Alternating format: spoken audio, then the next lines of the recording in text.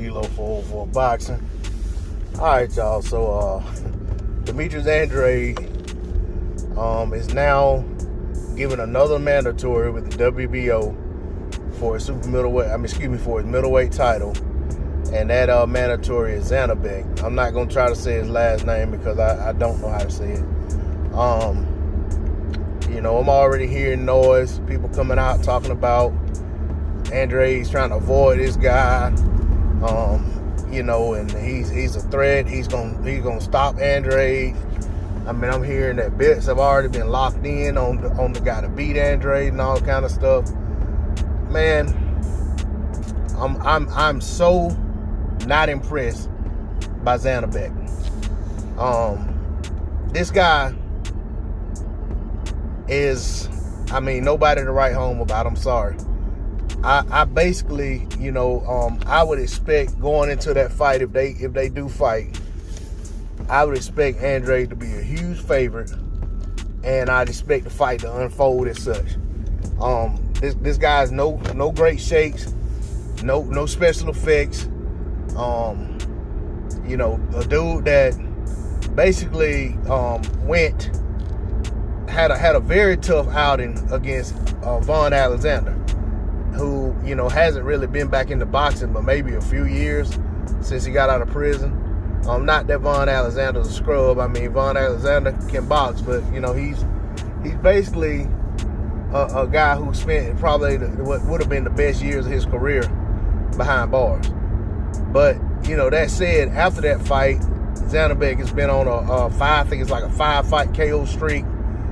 But what I'm hearing people get excited about is how he looked in his last fight, which was against Hassan N'Dam. N'Dam is probably about 5 years past his best.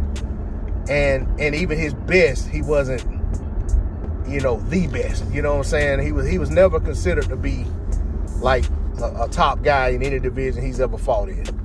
I think N'Dam has been a champion before. But, and I will say this, N'Dam did beat Murata. But, I don't think a whole bunch of Murata either, to be honest. But at the same time, I think it was Callum Smith fought N'Dam at 168 a few fights ago, maybe 2-3 fights ago, for Smith, and he stopped N'Dam with no problem. N'Dam went back down in weight, to fight this Zhanibek guy. I don't know how many bouts he had in between, but it took this guy eight rounds to get N'Dam out of there. I'm just so unimpressed. I'm serious. Now, I'll say this, and y'all heard me talk about this before. There's a lot of guys just can't allow themselves to get behind Demetrius Andrade. So anything that's to the contrary of Demetrius Andrade winning or being successful in the sport, you got certain people that just gonna hop on that and ride with it.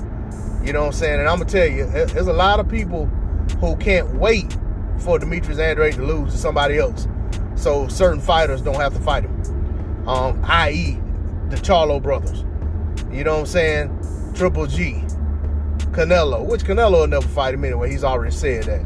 But you got a lot of people out there, a lot of boxing fans out there who are just hoping that somebody else picks Demetrius Andrade off so that their favorite fighter or a fighter that they support doesn't have to fight Demetrius Andrade. Instead of hoping that their fighter gets an opportunity to fight Demetrius Andrade and goes out there and stops him. Or either just go out there and find out who's the better fighter. That's what I'm on. You know what I'm saying? Let's just see how it plays out. But I, for one, am not.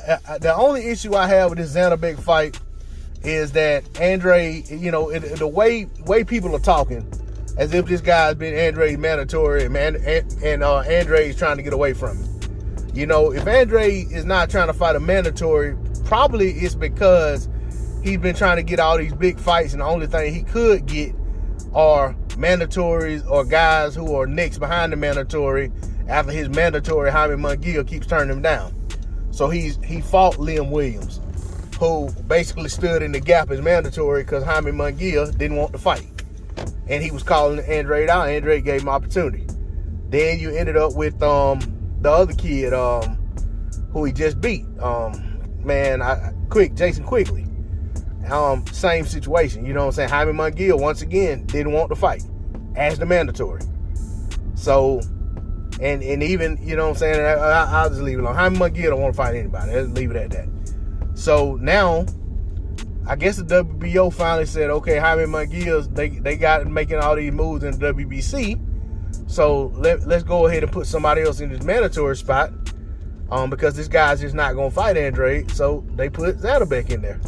I don't have an issue with that. My only issue is that they're trying to force the fight right away when it seems to me that Andrade just fought a mandatory in Liam Williams, because he was the next guy up when the mandatory wouldn't take the fight.